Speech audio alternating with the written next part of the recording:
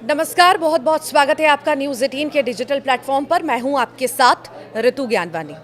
Israeli सेना पिछले 2 दिनों में गाज़ा पर कहर बनकर टूटी है। इज़राइली हमले में केवल शनिवार और रविवार के हमले में ही 250 से ज़्यादा लोगों की मौत हो गई। रविवार की पूरी रात इज़राइली सेना ने गाज़ा में तबाही मचाई और इस हवाई हमले में केवल एक दिन में 140 से ज़्यादा लोगों की जान चली गई है। जानकारों का कहना है कि पिछले 2 महीनों में गाज़ा पर इजराइल का ये सबसे बड़ा हमला है। इससे पहले 18 मार्च को इजराइल के हमले में 400 से ज़्यादा लोगों की मौत हो गई थी और बीते 4 दिनों में गाज़ा पट्टी में इजराइल ने अपने हमले और तेज़ कर दिए हैं। महज 4 दिनों में ही लगभग 400 लोग मारे गए और हज़ारों लोग घायल हो गए हैं। गाज़ा पर इजराइल के इस हमले को ऑपरेशन गिदोन चैरियट से जोड़कर देखा जा रहा है। इजराइल ने गाज़ा पर कंट्रोल के लिए 5 मई को गिदोन चैरियट्स मिलिट्री ऑपरेशन की शुरुआत की थी और इजराइल का कहना है कि वो तब तक अपना ऑपरेशन जारी रखेगा जब तक हमास खत्म नहीं हो जाता। यानी ये मानकर चलिए कि अब इजराइल आर पार के मूड में है।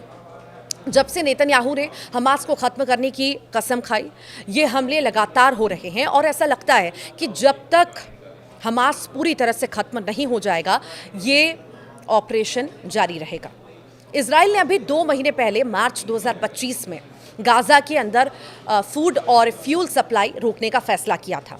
इजरायली सरकार ने दावा किया था कि इससे हमास कमज़ोर होगा। गाज़ा में बीते 19 महीनों से जारी जंग के बीच 5 लाख लोगों पर भुखमरी का संकट पैदा हो गया। गाज़ा के हालात पर 12 मई को संयुक्त राष्ट्र ने एक रिपोर्ट भी पेश की थी। रिपोर्ट के मुताबिक अगर इजराइल पाबंदियां नहीं हटाता है तो गाज़ा में हर 5 में से एक व्यक्ति भुखमरी की चपेट में आ सकता है। साथ ही 21 लाख लोगों को अकाल का सामना भी करना पड़ सकता है। अक्टूबर 2023 में शुरू हुए इजराइल हमास संघर्ष में अब तक 61,000 से ज़्यादा लोग मारे जा चुके हैं और इस जंग का कोई और छोर ही समझ नहीं आ रहा। यूएन के वर्ल्ड फूड प्रोग्राम ने कहा है कि उनके पास खाने का स्टॉक खत्म हो चुका है। ज़्यादातर बेकरियां और डांस से चलने वाले किचन बंद हो चुके हैं और इस इलाके की आबादी को खिलाने के लिए ज़रूरी भोजन इजराइल, मिस्र और जॉर्डन के गोदामों में पड़े हैं। ये गोदाम गाज़ा से महज 40 किलोमीटर दूर हैं। गाज़ा में WFP के गोदाम खाली हैं और एजेंसी अब 10 लाख लोगों को भोजन मुहैया कराने के बजाय सिर्फ 2 लाख लोगों को ही भोजन दे पा रही है, बना पा रही है। यूएन और यूरोपीय देशों ने इजराइल से गाज़ा पट्टी में भुखमरी और अकाल की स्थितियों से निपटने के लिए गाज़ा को खाना पहुंचाने पर लगी रोक को जल्द खत्म करने की मांग भी की है, लेकिन इजराइल के रुख में कोई बदलाव नहीं दिखा। अगर इजराइल ने सैन्य कार्रवाई बढ़ाई तो ज़्यादातर लोगों को खाना पीना, घर और दवाई नहीं मिलेंगी। इधर इराक की राजधानी बगदाद में शनिवार को अरब लीग शिखर सम्मेलन की शुरुआत हुई और इस सम्मेलन में शामिल हुए स्पेन के प्रधानमंत्री पेड्रो सांचेज ने गाज़ा में नरसंहार को रोकने के लिए दबाव बढ़ाने की अपील भी की। तो वहीं यूएन प्रमुख एंटोनियो गुटेरेस ने कहा है कि हमें अब एक स्थायी युद्ध विराम की ज़रूरत है।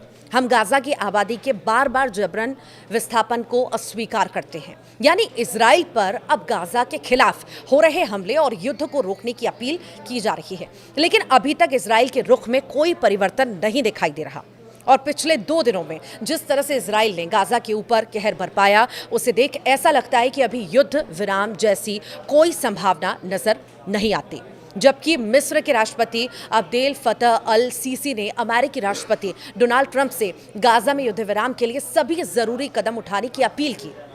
इराक के प्रधानमंत्री मोहम्मद शिया अल सुदानी ने शिखर सम्मेलन में कहा कि उनका देश गाज़ा के रीडेवलपमेंट के लिए अरब फंड बनाने का समर्थन करता है और इसके लिए $20 मिलियन की मदद देने को भी तैयार है। कई देशों की कोशिश के बावजूद मिडिल ईस्ट में युद्ध रुकने वाला नहीं लग रहा, क्योंकि इजराइल के प्रधानमंत्री बेंजामिन नेतन्याहू ने पिछले सप्ताह अपने एक बयान में कहा था कि वे हमास को खत्म करने के लिए जंग जारी रखेंगे। दूसरी तरफ अमेरिकी राष्ट्रपति डोनाल्ड ट्रंप ने गाज़ा में खाना पहुंचाने के लिए एक नई योजना का सुझाव दिया, जिसके तहत निजी संगठन कुछ चुनिंदा जगहों पर खाना बांटेंगे। लेकिन यूएन ने इस योजना को खारिज कर दिया क्योंकि इससे लोगों को खाना पीने के लिए लंबी दूरी तय करनी पड़ेगी। तनाव के बीच हमास की आलोचना करते हुए ट्रंप ने कहा है कि गाजा में फिलिस्तीनी जीवन में सुधार तब तक नहीं हो सकता जब तक उनके नेता राजनीतिक उद्देश्यों के लिए निर्दोष लोगों को निशाना बनाना जारी रखेंगे।